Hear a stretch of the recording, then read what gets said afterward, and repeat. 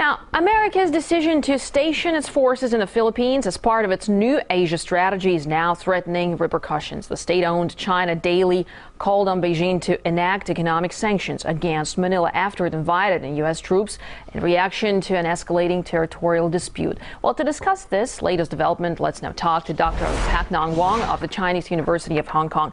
Thank you very much for being here with us in the program, Mr. Wong. So, the dispute's been going on for a while now, but why would the Philippines invite American troops, which, as we know, they kicked out a decade ago, back into the country now? Yes, I think there should be three levels of analysis to try to understand how the Philippines sees the matter. At the international level, the Philippines know that the U.S. is definitely returned to Asia, refocusing its military and security deployment in the Middle East in Asia Pacific, targeting China and Iran as the primary security concerns, right? Now, at the regional level, the Philippines also see that there's recent changes in the regional politics, particularly in Taiwan, when Mr. Ma Ying-jeou and the Kuomintang administration was successfully re-elected. That means Beijing and Taipei would have a more stable relationship, especially in terms of economic integration across the strait in the coming years. And the Philippines knows that the U.S. would need a more reliable ally in the Asia-Pacific region. So the Philippines is willing to lend its hands to the American ally for that kind of particular security concern the U.S. is having in the Asia-Pacific region. Now, at the national level, I think the Aquino administration has been trying to get support and get protection from the U.S. for two major reasons. Number one, during the former Arroyo administration, Arroyo government has been working more closely with the Chinese government in terms of political and economic and trade relationship with the Philippines and China. Now, after President Benigno Aquino has stepped up as the president in 2010, he reverted this foreign policy direction and tried to side with the U.S. in order to balance the internal influences of the Arroyo faction.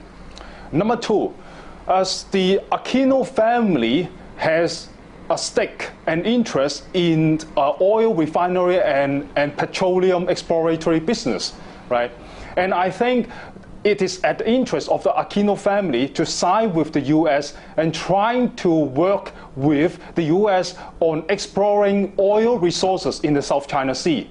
Whereas the Arroyo faction has been working with China, in which they signed an agreement in around year 2005 and trying to have a joint exploration for oil resources in South China Sea. So I think the Philippines is all doing that to trying to balance and trying to get internal political supremacy on the other hand, and on the other hand, the Philippines is trying to get the best interest from this China and U.S. relations. Yes, Mr. Wong, that is clear. But given the security concerns that you mentioned earlier and the complexity of the situation in the region, how does this sit with Beijing, with China specifically? I mean, as it all seems like it appears there's nothing China can do in this particular situation, especially in its own neighborhood, kind of, without the approval of the U.S. What are your thoughts? Yeah. Now, I have already noticed there's tremendous pressure from the public opinion within China that asking and urging the Chinese government to take a very tough position towards the Philippines. However, I think the Chinese government should be a bit more careful about this internal demand. Now, I think the Chinese government should continue to just try to observe the situation as it is now and not to be provoked easily. Number two, I think the Chinese government is trying to continue to work with the traditional allies within the Philippine Senate, Congress, and the Philippine society to try to find some creative proposal to try to work out that.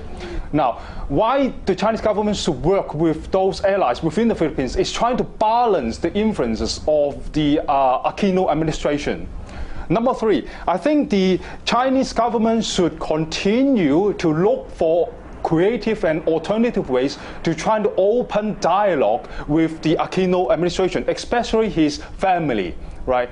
Now we need to understand, especially the Chinese government, to study carefully what does the Aquino family really wants from China, what China can really offer and what China cannot offer.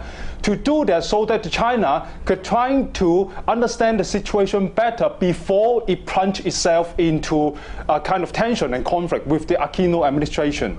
Okay. Dr. Pak Nong Wong of the Chinese University of Hong Kong, thanks very much for your thoughts here on RT.